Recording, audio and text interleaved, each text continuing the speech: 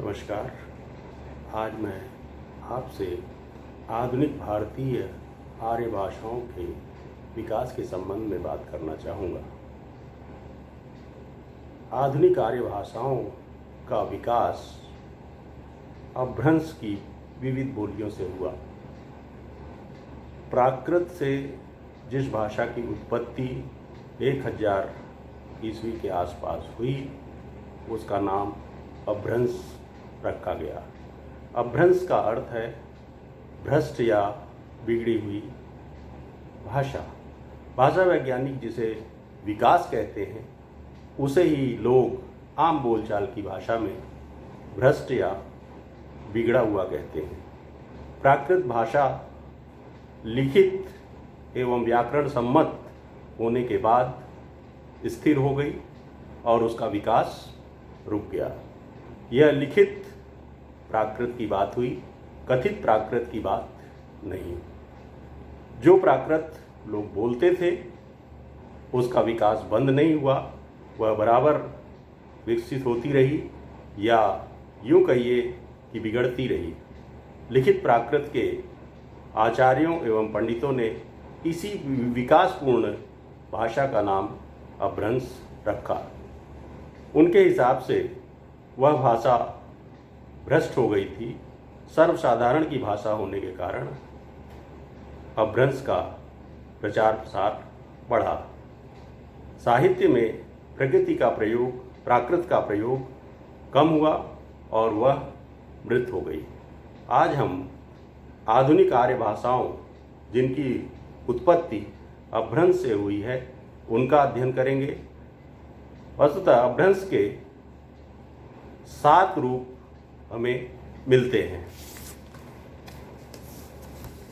जिनके नाम है सौरसेनी अपभ्रंश, जिनसे आगे चल कर के राजस्थानी, जिसका एक अन्य नाम मारवाड़ी है, जयपुरी, मेवाती, मालवी और गुजराती, इन क्षेत्रीय बोलियों का विकास हुआ।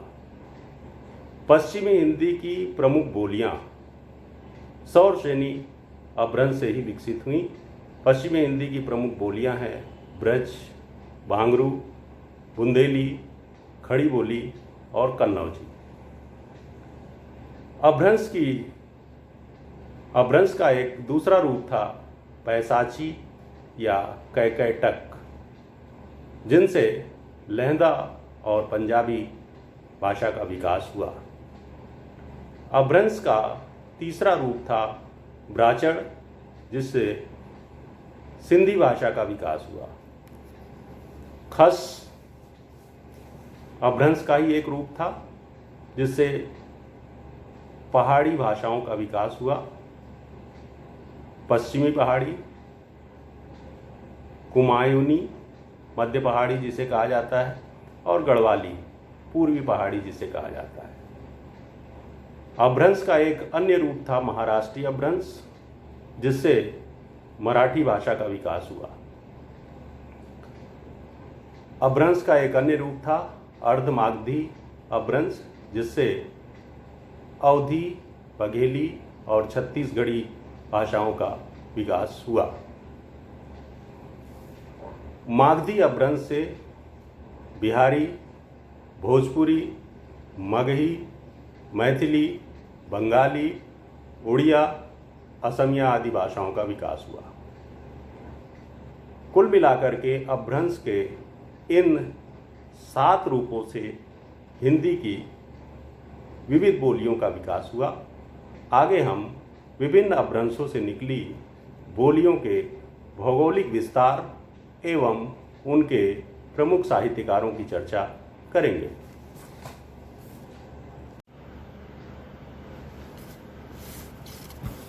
सौरसेनी अपभ्रंश से निकलने वाली प्रमुख बोलियां थीं राजस्थानी, जयपुरी, मेवाती, मालवी और गुजराती।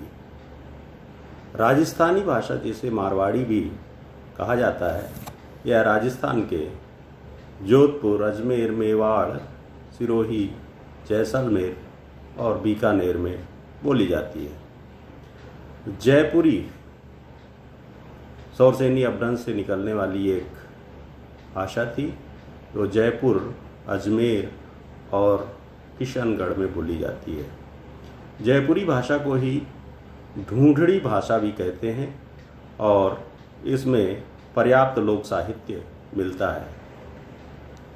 दादू पंथियों ने जयपुरी भाषा में बहुत सा साहित्य लिखा। मेवाती सौरसेनी अपभ्रंश से निकलने वाली एक अन्य बोली है। यह अलवर, गुड़गांव और भरतपुर में बोली जाती है। मेवाती नाम इसका पड़ने के पीछे कारण यह है कि मेव जाति के क्षेत्र में यह बोली जाती है, इसलिए इसका नाम मेवाती पड़ा। इस भाषा पर ब्रज भाषा का पर्याप्त प्रभाव है और मेवाती में लोक साहित्य पर्याप्त मिलता है। सौरसेनी अपभ्रंश से निकलने वाली बोली मालवी है। यह इंदौर, उज्जैन, देवास, रतलाम, भोपाल और होशंगाबाद के आसपास बोली जाती है और इस भाषा में, बोली में पर्याप्त लोक साहित्य मिलता है।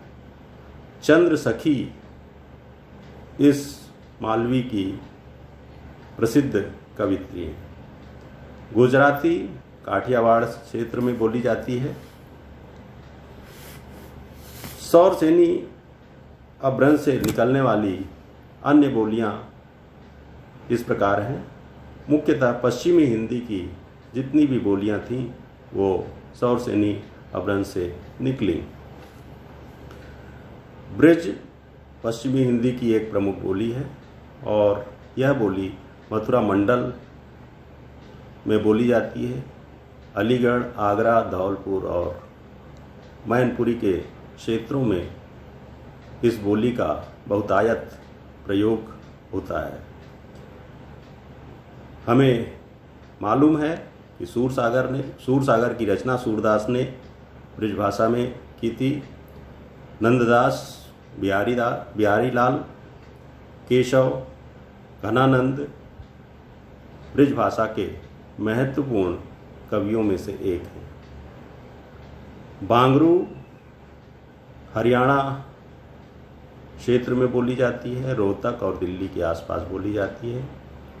बुंदेली झांसी, छतरपुर, ग्वालियर, जालौन, भोपाल और सागर क्षेत्र में बोली जाती है। यह बुंदेलखंड क्षेत्र की भाषा है और जैसे कि प्रमाण मिलते हैं, औरंगजेब एवं शिवाजी बुंदेली भाषा में ही पत्र व्यवहार किया करते थे। बुंदेली भाषा में पर्याप्त लोक साहित्य मिलता है। खड़ी बोली हिंदी, जिसका व्यवहार हम सभी करते हैं।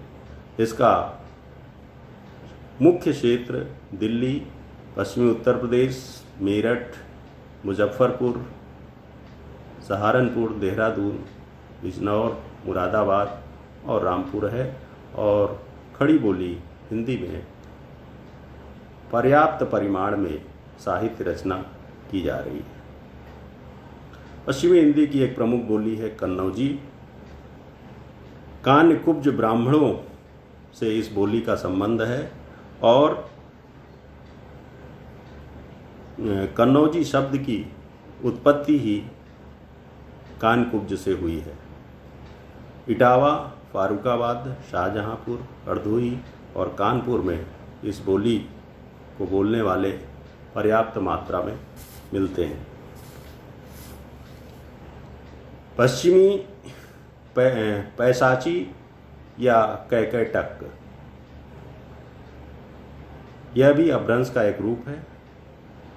इससे निकलने वाली दो ही बोलियां हैं, लहंदा और पंजाबी। लहंदा पश्चिमी पंजाब में बोली जाती है और पंजाबी संपूर्ण पंजाब क्षेत्र में बोली जाती है। अपभ्रंश से निकलने वाली एक अन्य भाषा है ब्राह्मण। इससे सिंधी का विकास हुआ। इसका क्षेत्र सिंधु नदी के तटीय भाग में यह बोली जाती है और इस भाषा की लिपि लंडा है। आजकल फारसी लिपि में भी इसे लिखा जाता है। खश यह पश्चिमी पहाड़ी के नाम से भी जानी जाती है। शिमला, चंबली, कुल्लई क्षेत्रों में इसे बोला जाता है।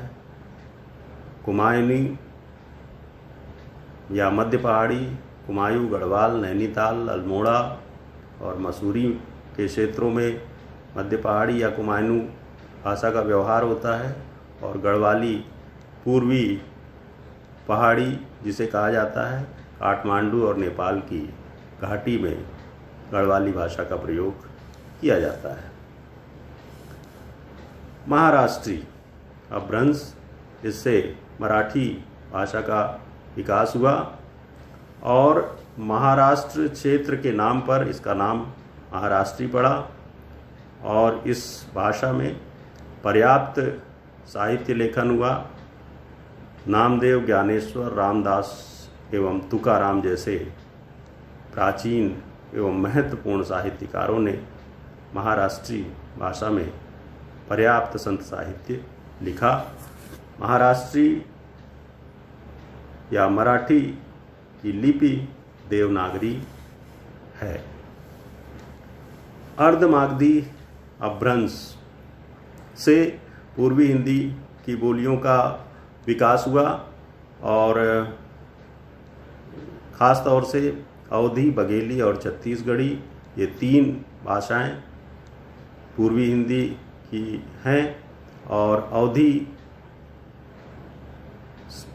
बोलने वालों का क्षेत्र लखनऊ, रायबरेली, सुल्तानपुर, बाराबंकी, उन्नाव, हरदोई, सीतापुर, लखीमपुर, अयोध्या, जौनपुर, प्रतापगढ़, प्रयागराज, कौशाम्बी, अंबेडकर नगर, गोंडा, बस्ती, बहराइच, बलरामपुर, सिद्धार्थनगर, श्रावस्ती तथा फतेहपुर है। अवधी बोलने वालों की संख्या भी भारतवर्ष में बहुत ज़्यादा है और संपूर्ण अवध क्षेत्र की यह भाषा है। जैसा कि आपको मालूम है कि महाकवि तुलसीदास ने रामचरितमानस की रचना अवधी भाषा में की थी। भक्तिकाल की यह रीतिकाल और भक्तिकाल की यह एक प्रमुख भाषा थी। जायसी ने पद्मावत की रचना अवधी में की थी। मंझन ने मधुमालती की रचना अवधी में की थी। उस्मान ने चित्रावली लिखा और नूर मोहम्मद की इंद्रावती इसी भाषा में लिखी गई थी। पूर्वी हिंदी की एक प्रमुख बोली बघेली है, जो रीवा, सीधी, सतना, शहडोल, उमरिया, अनूपपुर इत्यादि क्षेत्रों में बोली जाती है। संपूर्ण बघेल खंड की यह बोली है। इसे रिमही या रिमई भी कहा जाता है और लोक साहित्य पर्याप्त मात्रा में इस बोली में मिलता है। आज के जो कवि हैं वो अविनाश तिवारी, पूजा तिवारी, लखन भैया, ये प्रमुख साहित्यकार हैं बघेली के। इसके बाद हम चर्चा करेंगे छत्तीसगढ़ी की। यह भी अर्धमागधी अपभ्रंश से निकली हुई एक महत्वपूर्ण बोली है। अत्यंत मधुर एवं सरस भाषा है।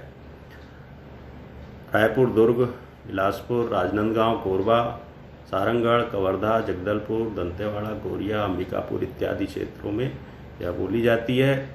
इसे संपूर्ण छत्तीसगढ़ प्रदेश की भाषा कहा जाए तो उचित होगा और छत्तीसगढ़ी में पर्याप्त लोक साहित्य मिलता है और इसमें सुंदरलाल शर्मा, लोचन प्रसाद पांडे, नरसिंह दास वैष्णव, वंशीधर पांडे, सुखलाल पांडे, कुंज बिहारी चौबे, गिरवर दास वैष्णव इत्यादि महत्वपूर्ण कवि एवं साहित्यकार हुए। कुछ अन्य छत्तीसगढ़ी साहित्यकारों में पंडित द्वारिका प्रसाद तिवारी, कपिलनाथ मिश्र, प्यारेलाल गुप्त, कोदूलाल दलित, कपिलनाथ कश्यप आदि ख्यातिलब्ध साहित्यकार हैं, जिन्होंने छत्तीसगढ़ी साहित्य के विकास में अपना महत्वपूर्ण योगदान दिया है। अपभ्रंश की एक अन्य बोली है मागधी।